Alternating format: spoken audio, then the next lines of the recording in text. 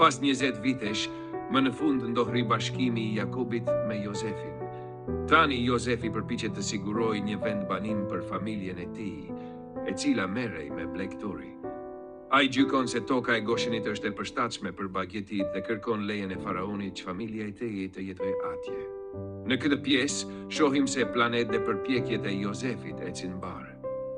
Por e gjithë kjo nuk ndodhi vetëm falë mençurisë dhe mundit të Jozefit.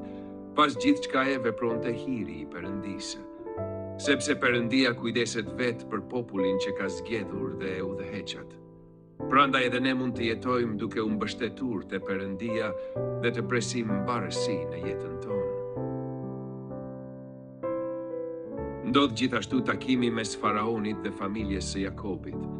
Së pari, vëllezërit e Jozefit dalin para faraonit dhe më pas Jakobi takohet veçmas me të.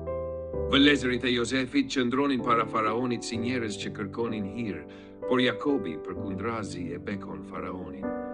Kjo tregon se po përmbushej premtimi që Perëndia I kishte dhënë Abrahamit, të gjitha kombet do të bekohen përmes teje. Prandaj kjo pamje e Jakobit duhet të jetë edhe pamja e besimtarit që jeton sot. Besimtari është tashmë një njeri I bekuar në Krishtin. Për këtë arsye, ne duhet ta përcjellim këtë bekim në botë, që edhe të tjerët të marrin bekim.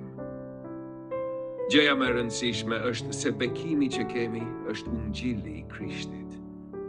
Kur ne shpalim këtë ungjil, edhe njerëzit e botës bëhen pjesëmarrës të këtij bekimi.